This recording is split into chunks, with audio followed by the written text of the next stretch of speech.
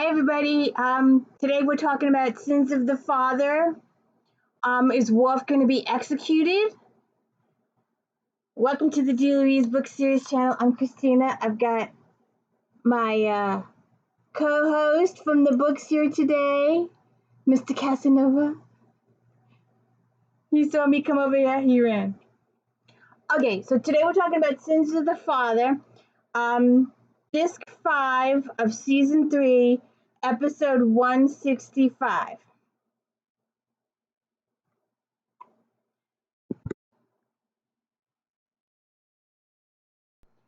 My co-host will just show once for the duration of the video. My co-host is sitting right here. Just to let you know. So anyways, as part of the officer exchange program, they're taking aboard a Klingon officer because Riker did his time on the Klingon cruiser. And Picard is telling Riker that they must take care of Commander Kurn. He is accorded all rights and responsibilities due a first officer on board the ship. And Picard says he should not feel patronized in any way. And Riker interrupts him and says, "One does not patronize a Klingon warrior." Picard says Riker's experience on board the Pa will prove invaluable during the commander's tour, and be sure that the crew is prepared for any unusual orders.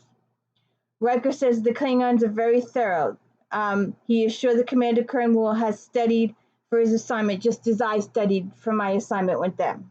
Picard says Commander specifically requested the Enterprise.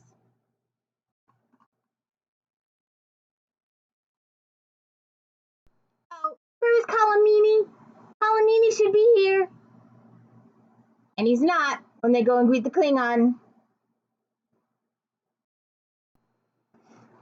So the Klingon comes on and they welcome him aboard, and he says that Riker will be using the first officer's position to him while he's on board, and Commander Kurn tells Riker he is relieved and asks Picard if he may take a station. And this starts out so mild. It's just too mild for Klingons. Klingons are supposed to be these big tough peeps, and it just Riker says he would like to show him to his quarters, and Kurn completely ignores him. "I want to start my duties right now." Again, it's just too polite. It's just too polite.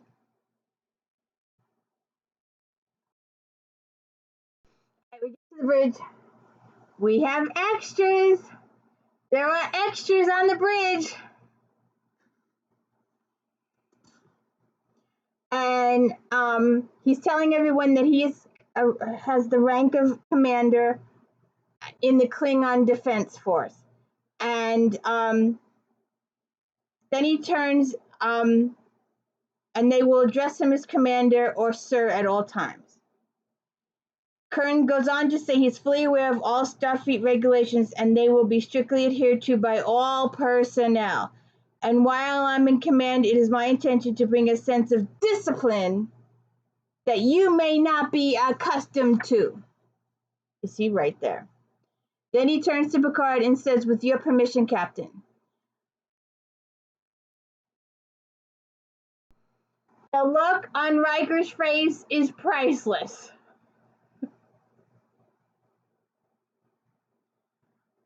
And then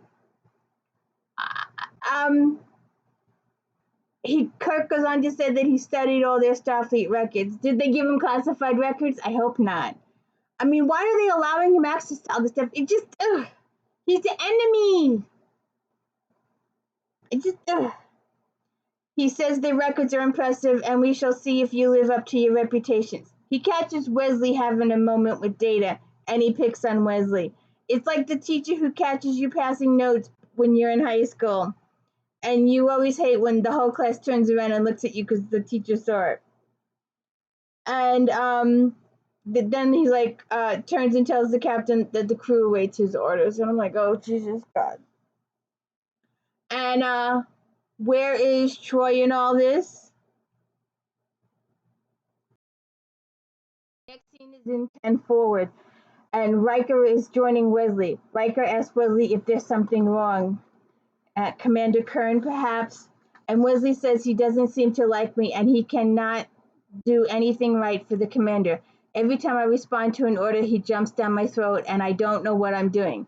Then Geordi comes in and asks Riker if there's and Riker asks him if there's something wrong, and Geordi says yes, it's our new first officer.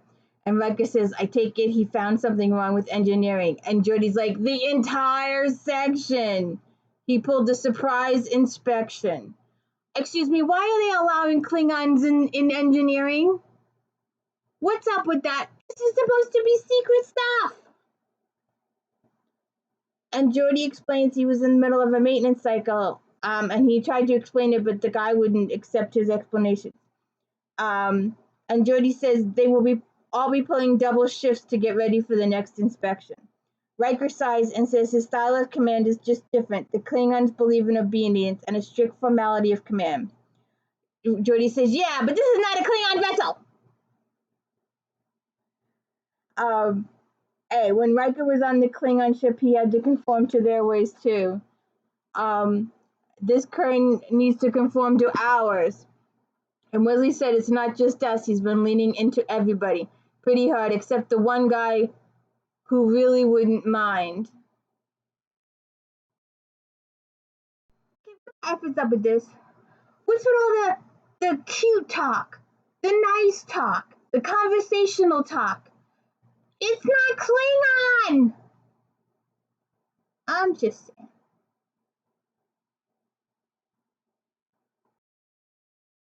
Riker tries to engage in friendly conversation with Kurn, and it just, the guy's like, no, I don't want to hear it. He goes, normally if you suggest something to me, I'd kill you. Ugh. Okay, then they sit down to dinner. And the Picard is like, oh, I tried to pick all these delicacies you might like, and the fish eggs, and Data goes off on the fish. It's just, They could have gave him a couple of Klingon dishes, because the guy insults everybody at the dinner table. And Troy is like, are you enjoying your new assignment?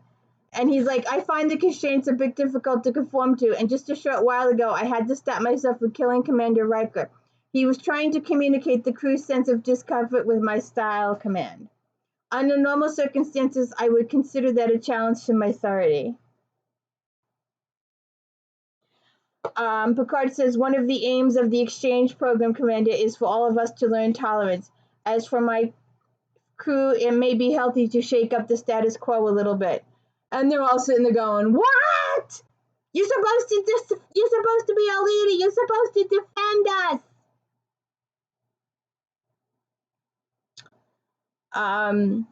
Riker says the commander certainly appears to have the crew on its toes. Geordi adds, and then some. No offense, Commander. Kurn says he's never killed anybody at the dinner table. Oh, God. Okay, then Worf goes in to talk to Kurn. And Kurn reveals all of it. It's the conversation, the initial conversation is just like, what? My other co-host is showing up. It's too polite. It's just that Klingon. It's just, oh. And then Kurn makes Worf mad and he throws a chair. And Kurn's like, no, we're getting somewhere. No, you're acting like a Klingon. No, we're seeing things. And Kurn explains the whole situation about the father being the challenge. And it's just like, And so Worf buys it all. He learns all his brother's story, the whole 9 yards. And then Kurn tells him about the Klingon High Council has said that their father's a traitor, and Worf wants to go defend the traitorness thing. So then Worf goes to tell the captain everything his brother said, and his father is being accused of aiding and abetting the Romulan attack on Khitomer outpost, where Worf's father and family were attacked. The captain's like, well, why now? What's up with now? Worf says, I do not know. I hear the evidence. I will hear the evidence when I arrive. The charges were made by Doris, his enemy. Uh, is something up there? Um, Worf asks for relief to go answer the charges. Picard says no. He goes, if I understand correctly, a Starfleet officer, respected member of my crew, could be accused of a capital crime. Your actions in this matter will reflect on the ship and the Federation. Therefore, it seems only appropriate that your captain should be at your side while you make your challenge. I am sure that you would do no less for me. And it's like a close scene. The next scene, the captain goes on the bridge and tells them that they are changing their heading for the first city of Klingon. Um, then they go to Tanford, and Kurn tells Worf that the council will receive you at high sun at the Great Hall. And Worf interrupts him and tells him that he knows the procedure for the challenge. He tells Worf that he needs someone to defend him, and while he is accused, he can't participate in the combat. So they go back and forth a little bit, and then Worf chooses his brother to defend him. It's a really touching moment, and it shouldn't be for Klingons. So Riker, Picard, Worf, and Kurn beam down to the council chambers.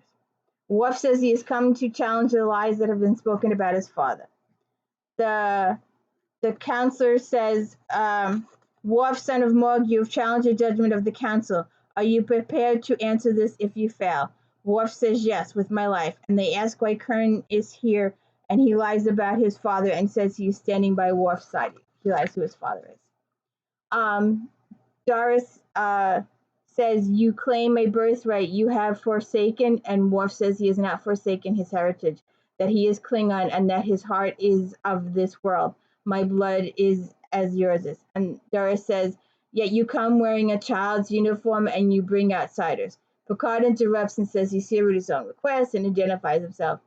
And Doris says, your words have no meaning here. And the Klingon officer says, the council says, let him speak. And Picard makes a speech. And the council says what Picard said is admirable. And Dura says the truth about Kidner has lain dormant for years. The traitor Morg sent the defense access codes to the Romulan patrol ships, allowing them to destroy the outpost. He then goes on and says their deaths must be avenged, and Worf's father, they're challenging Worf, and he hits Worf, and he takes Worf's Klingon clothing off. Worf said it's a good day to die, but the day is not yet over. And then they take a recess, and the evidence will be presented. Then the next scene is back on the bridge, and Picard has Data to find out everything you can about the destruction of the Khitomer outpost and cross-reference Romulan tactics and strategic information on the region and request access to the Klingon Central Information Net. Then Picard goes to examine law. We're back. The next scene is we're back here again, and the Klingon counselor tells Worf he takes him aside. And he says, Worf should not have brought this challenge. This would not affect your life in the Federation. The counselor urges Worf to leave, and no shame will come upon him. Go back to your ship. Go back to your life, and the challenge will be forgotten. And Worf wants to know why you would ask me to lay aside the honor of my father, my family. And the council warns him again to leave, or he will be condemned a traitor. The next scene is back on the Enterprise.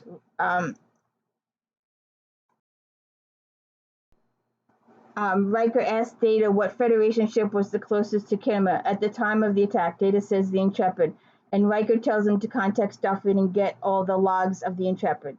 Then Riker contacts Dr. Crusher and asks her to look over the medical records for all the rescue vessels that responded to the Khitomer massacre. See if there's anything out there. Kurn and Doris have a confrontation back on Klingon, and Doris says he knows that Kurn is the son of Morg, and he says it was a good day it was good that he hid his parentage. And Morg says, no, I won't hide. And Kurg leaves, and people attack Kurg, and he ends up on the Enterprise getting treated.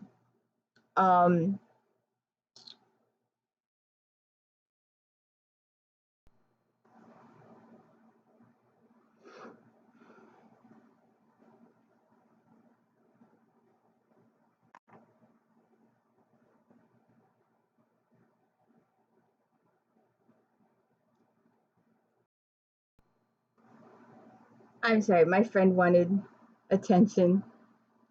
The next scene is in sickbay. Worf, Dr. Crusher talking about his brother's wounds, and Worf says it was a ceremonial weapon of an assassin. Dr. Crusher says he will live, and Worf says we should have let him die. Since Duras knows his bloodlines, we will both be executed. Dr. Crusher says, you're talking like you've already lost. The next scene is back on the bridge of the Enterprise. Data has found the basis of the charges. The Klingons got a hold of a Romulan ship that provided new information on the Kittimer attack. They clearly indicated transmission from the outpost to the Romulan ship moments before the shields went down. Geordi said Worf's father, and Data says they do correspond to Mog's personal security code. Riker asks, how can we be sure those records have not been falsified? Geordi says we can cross-check them against the Intrepid sensor logs. Data says he will try, but the Intrepid was at the edge of the sensor range during the attack, and we cannot be certain its scan was complete. They discovered there were holes in the Intrepid's logs, and one of those is where Morg's transition would be. Geordi explained that before the gap, the time based on both files was in sync, and after the gap, the files are no longer in sync. Geordi says someone has rewritten history. Then Picard explains to Worf that he believes someone is trying to hide something. Obviously, they did not expect Worf to produce this challenge, to challenge it at all. He was going to be the scapegoat.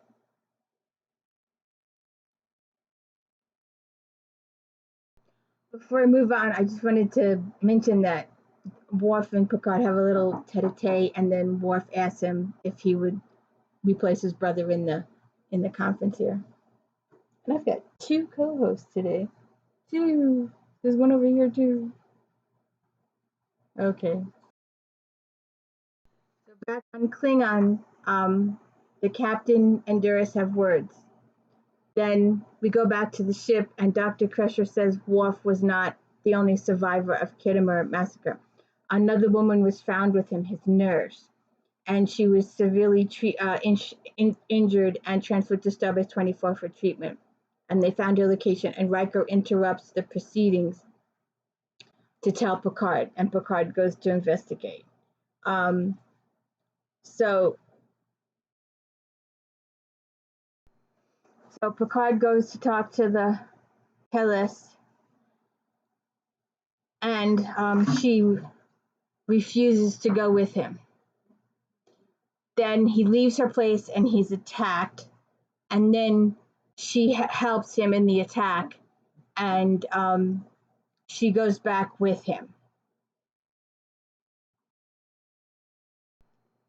So she goes back with him, and they go into council chambers, and it is revealed that it is Doris' father that did the whole thing, and the council knows who she is and tells her to leave. He knows that she's, true.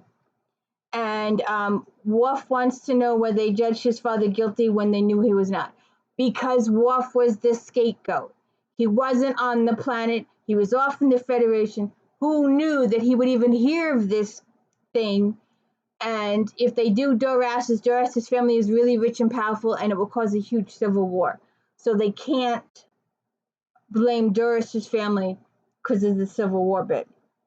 And Worf is angry, and why should he submit his life for something his father didn't do, and he wants his honor, and they go back and forth, and Picard says Worf's challenge has not been successful, therefore honor must be restored to his family, and the council is explaining that you don't understand, there's no way that we can take this back. He's the scapegoat. Picard wants that you admit the truth and you expect him to accept his punishment. What does this say of the Empire who holds honor so dear? And the council says the Empire will not be destroyed for one family's honor. Picard says that is unacceptable. I speak now as the captain of the U.S. Enterprise and Lieutenant Worf, commanding officer. You will not execute my member of my crew or his brother. The council says this is not the Federation, because if you defy the order of a High Council, then this is going to start a war. And Worf says, I will die for the Empire, but allowing my brother to return to his life. And they're like, no, he can't, because they would know who he was. And Worf says, if I allow you to live, I give you something that will do more than, if you allow me to live and my brother to live, I will accept this commendation. So then they do that whole big discommendation scene, and they turn the backs and all that. And I know, and you all know, that we will visit this again. We'll visit this again in later episodes. And so we've done Sins of the Father, episode 165. Next, we will do The Allegiance, 166, Captain's Hollow, and the Tin Man, 168. So please hit the like and subscribe. Let me know I'm doing a good job. And my co-host is asleep.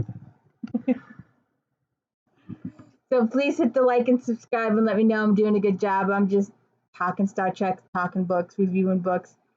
So please hit the thumbs up. I have no special effects, nothing like that. It's just me. So it would help if you hit the thumbs up and let me know I'm okay. And please, thank you. Have a good one. Oh, I forgot Christina. And have a good day. Good night. There you go. Good night. I'm terrible at this. Bye.